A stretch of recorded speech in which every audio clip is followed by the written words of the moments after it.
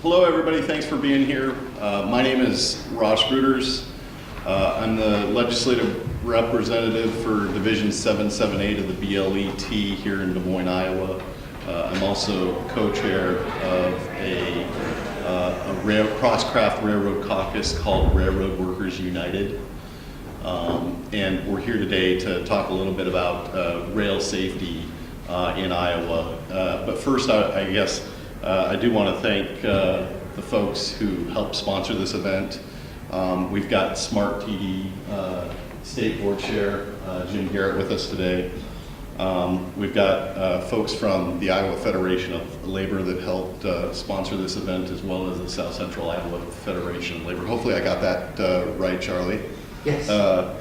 And don't want to forget the University of Iowa Labor Center. Appreciate all the support in helping bring this together and helping us share Bruce's story with folks.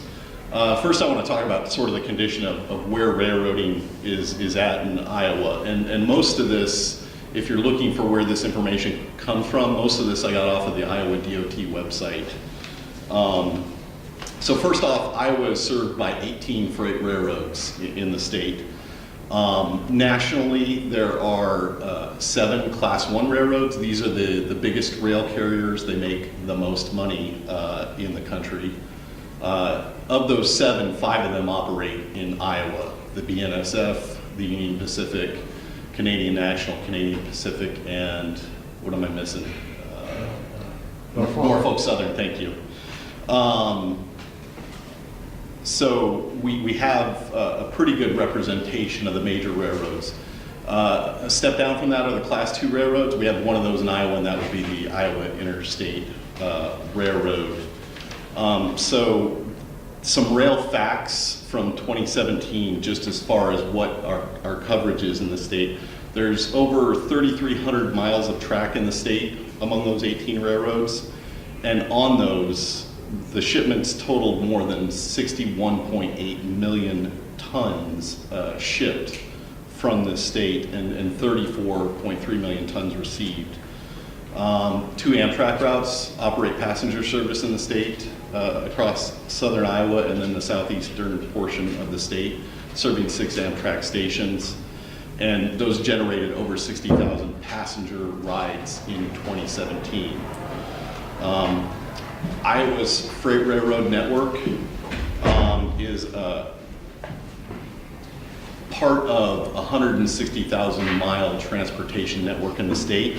What's interesting about that is out of the rail, there's much fewer miles in that, but it boasts 17% of Iowa's freight tonnage. So the railroads are serving a huge portion of the freight transportation for the amount of mileage of track that we have.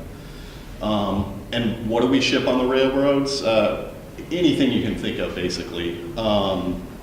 Iowa rail shipments contain just about any bulk commodity, chemical, grain products, coal, ethanol,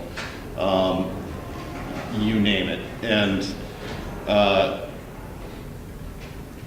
I guess, do you have any other, Jim, do you want to weigh in on anything else that we potentially ship or Well, I can tell you this, about 20 years ago, I was involved in cleaning up a container train derailment. Everything you can imagine is on a container train. I mean, we had golf balls everywhere, baby carriages, Harley-Davidson motorcycles. I mean, it's just, I can't imagine there's anything that's ever been shipped that doesn't go by rail somewhere. And that's John Deere combines. sure. Yep, good example. So some trends in Iowa in the railroad. As is true with a lot of industry, we're doing more with less. There's fewer rail miles operated. I think compared to the early 1900s, we have about a third as much track in the state. That much track has been abandoned by railroads. We're serving less communities in the state, but doing more freight with that. And one of the things I think of note there is that trend, while it's still slowly decreasing, that downward trend kind of plateaued in the early 1980s. So we've kind of been on a steady trajectory, but still slowly losing a few miles here and there. But at the same time, we have increased rail traffic. So there's more congestion, there's longer trains, there's heavier trains. So it puts a lot of pressures on the people working to keep those things running and keep them safe in our state. Along with that has also come increased tonnage per car, and Bruce, you'll talk about this a little bit and how it contributed to some of the safety problems that we face. And then I guess I really want to hammer home what it is that we do carry, that we're first responders when it comes to the dangerous things that we carry, including the Bakken crude that you'll hear about that Bruce highlighted in the Lock-McGontick book that he wrote.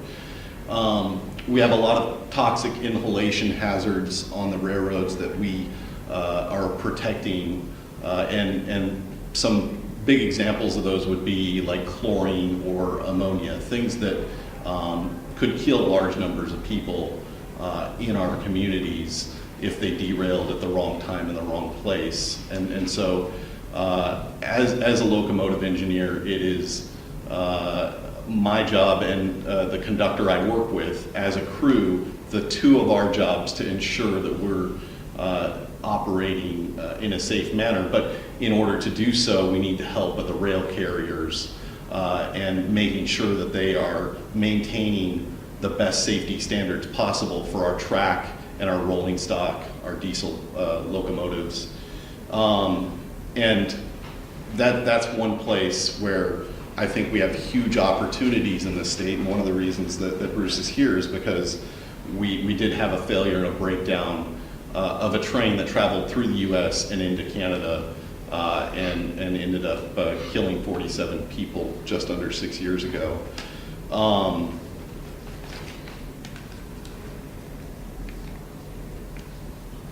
The opportunities we have in protecting people in this community, I think there's two things that we've done actively, and one of those has been partnering with the University of Iowa Labor Center in hosting rail safety conferences on an annual basis to help educate our members and make sure that we're doing everything we can do.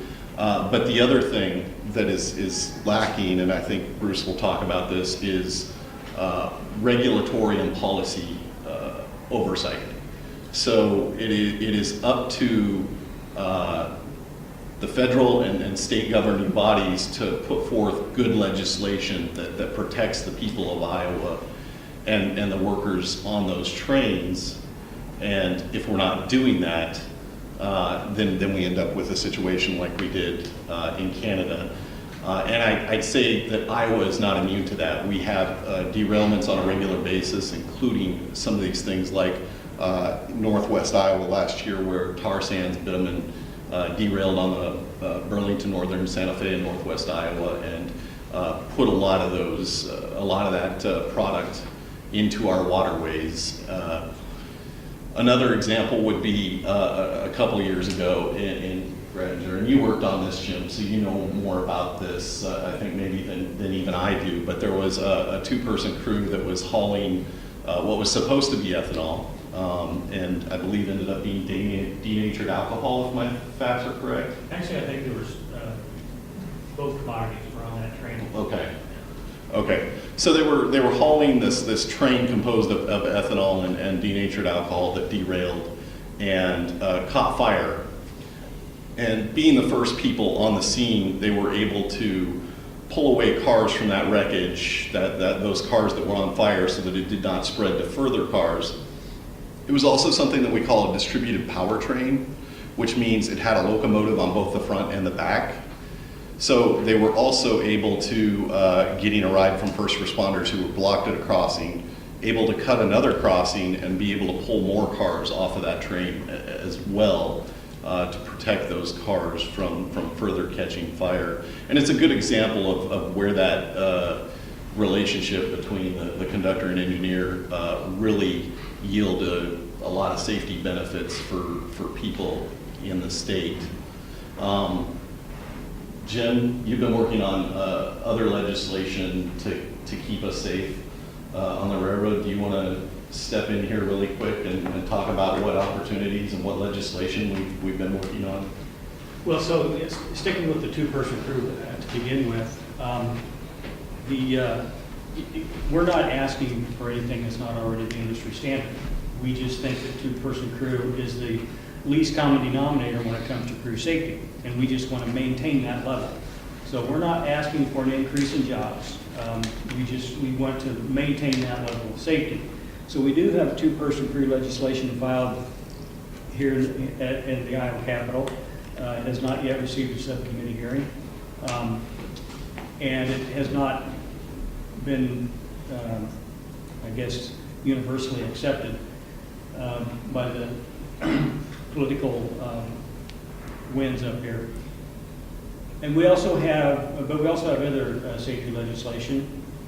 For example, what I would call the crew van safety legislation. Railroad crews get transported all the time. I mean, as we're speaking, I'd say there's probably anywhere from 25 to 50 crew vans out on the highways right now, moving crews around. And I've been involved in a crew accident myself. Unfortunately, the civilian that we hit did not live through that. We've had a crew van, for those people who might be familiar with the Tama County accident, a crew van, driver fell asleep, hit 5 motorcycle riders, killed 4 of them. So the dangers are real when it comes to riding in these crew vans. So we have a piece of legislation out there that would help to mitigate some of the dangers involved with riding in those vans, and also help protect the employees from losses, because railroad employees do not get workers' comp, and we fall under Federal Employers Liability Act. And in order for us to get anything for our loss from an injury, we have to show negligence on the part of the carrier. And if we are in one of these crew vans and somebody else causes an accident, we can literally be without anything when that happens. We also have legislation that deals with the creation of safe walkways. Senator Taylor has been a great champion to help us try to get that through the process. That would require at locations where there's frequent switching performed that the surfaces be smooth and well drained. That's necessary because slip, trips, and falls are our #1 accident. So we try to mitigate that danger. More efficient lighting in rail yards, another example. And there are actually quite a list of different bills that we work on, not just in Iowa, but federally. And so I was asked, about why we need legislation. And this book right here, 733 pages long. Front and back pages, single-space type. 733 pages. This is just federal laws and regulations that cover me as a railroad employee. Just federal. Every one of these was created because carriers themselves would not work diligently for a safer rail environment. So I brought props. Give you a couple examples. This is the old Lincoln pin. This is a link. Back in the 1800s, railroaders, they would have to hold that. It would be attached on the car on one end, and it would kind of sag down. And as the car was coming in for a joint, he'd have, with his bare hand, he'd have to hold that up and then drop a pin down in there to hold it in place. Many railroaders did not have hands or fingers back in those days. Well, then they came out with the Janey coupler, another prop. And this is what a Janey coupler looks like. This knuckle right here would open if it actually functioned. This is actually my receiver hitch plugged.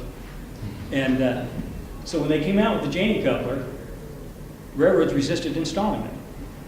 The railroad employee could stand off to the side of the car, and talking about the pin here, he could lift a lever and this pin right here would lift, and he didn't even have to go in between the cars.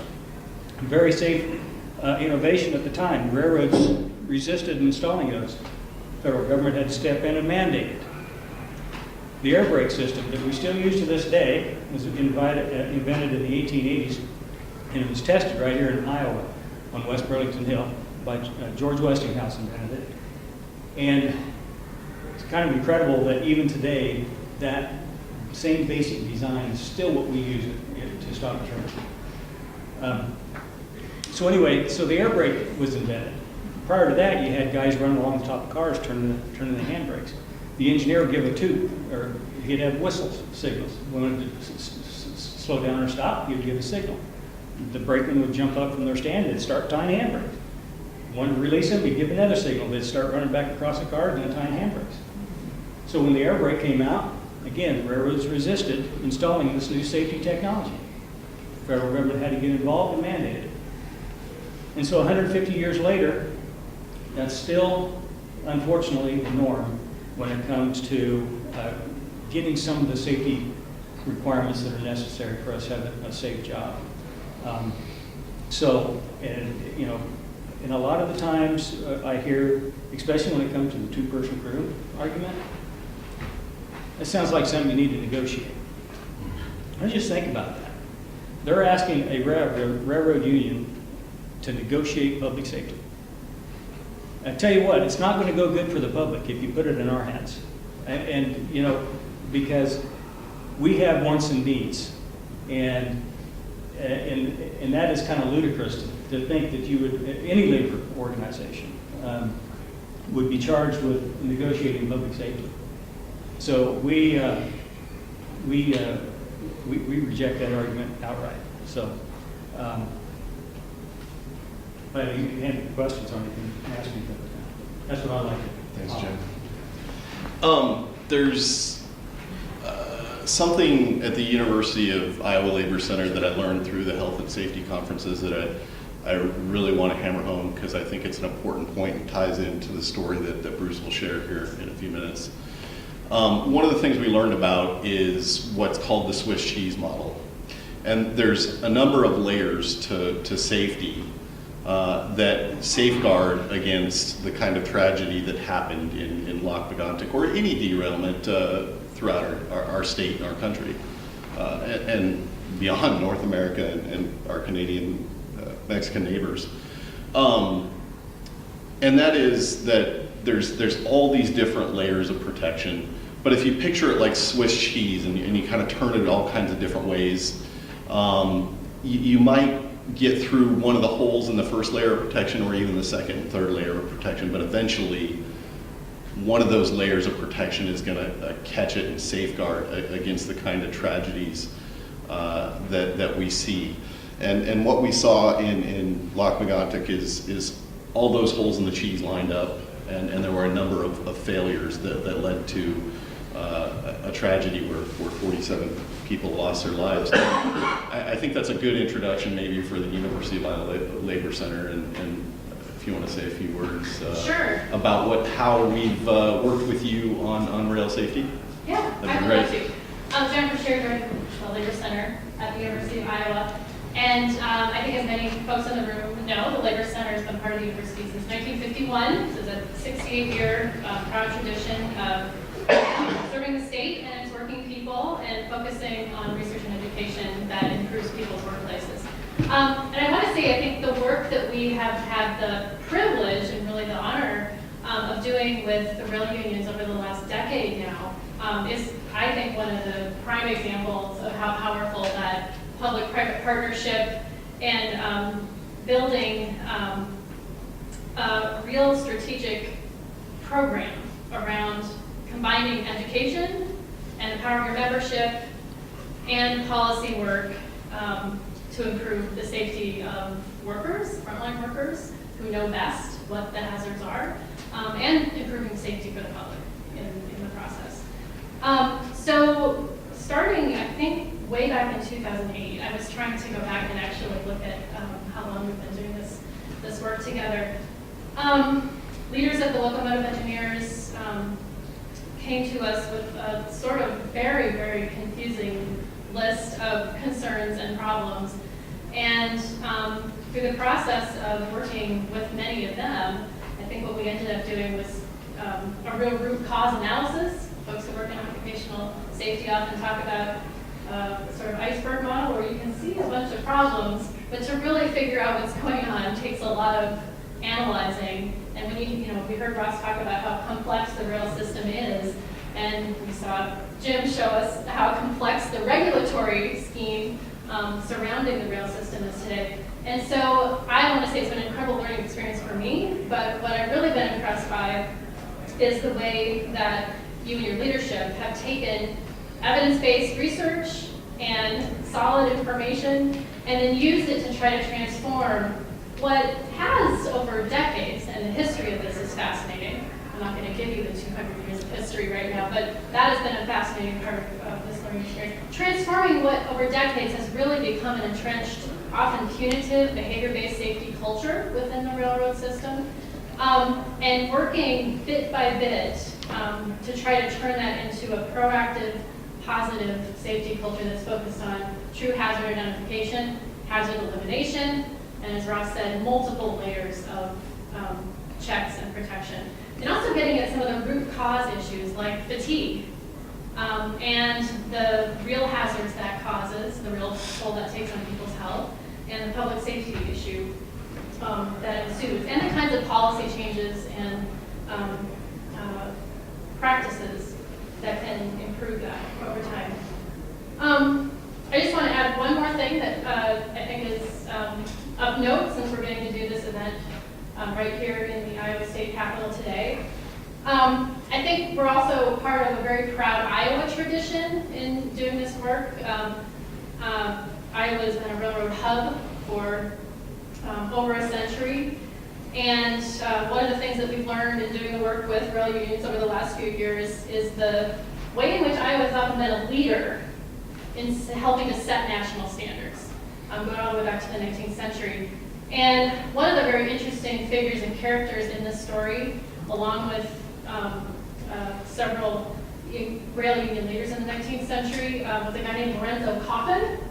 I don't know that he gets a lot of attention today, but he probably should.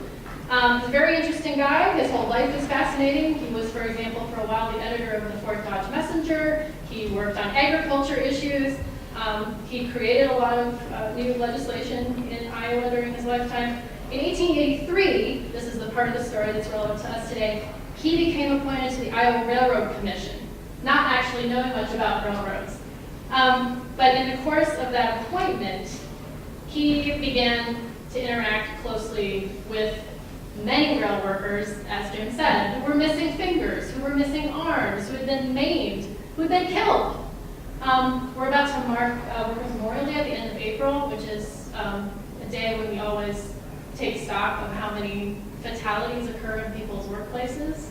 So we know this is a problem we still have today. But in the 19th century, we're talking about epidemic levels. 30,000 people, men, to be clear, because mostly rail work was excluded women at the time. 30,000 men were killed or maimed in rail accidents in 1881. About epidemic numbers. And Coffin, this Iowan at the time, seeing this up close and personal, was really moved to try to figure out how to both mobilize rail union members. He had a whole project where he was constantly writing editorials that they were circulating among themselves and their families, trying to get them to write to legislators and write to their congresspeople at the time. He spent 10 years on this, and eventually this led to the adoption of new safety legislation, including the requirement for automatic couplers and air brakes that Jim mentioned earlier. Became federal in 1893.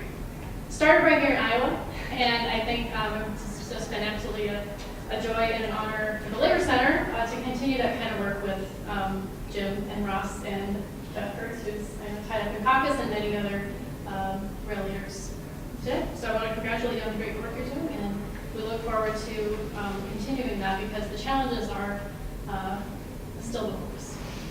Looking forward to hearing from Bruce. So before I turn it over to Bruce, and he shares the lessons he learned out of Lochmagontic and the story of the people of that community, I just want to talk about what the regulatory structure looks like. There's a lot of belief that there's very little that can be done by state legislators, that this is a federal problem. And it is true that the FRA is a federal organization that does govern the railroad regulations throughout the nation. But they also work hand in hand with our own Iowa DOT. Right now, the director of rail safety in Iowa, that position is vacant and has been for a year. There's one obvious piece of oversight that's missing from our safety picture. When it comes to legislation, we've already seen two-person crew legislation pass in 4, maybe 5 states, because Colorado's about to sign any day if they haven't already. They did, okay. So 5 states now have passed a crew size legislation, and there are 3 more that could follow this year, hopefully. With any luck, Nevada, Maryland, and maybe even Illinois will join, making it a total of 8 states that will have decided to make that safety choice. There's also a large number of opportunities at the federal level, of course. You talk about the air brakes, and we're operating much longer, much heavier trains. There are electronic braking systems that can be employed, much like you saw the coupler here. The electronic air braking systems would allow a train to stop much faster. Imagine trains have gone from roughly a mile or less to 2 and sometimes 3 miles long. When those stop, that air flows from the front to the back, or maybe sometimes from both directions. But those air brakes slowly stop that train. It doesn't stop all at once. They can employ electronic air braking systems that would brake every single car just like that.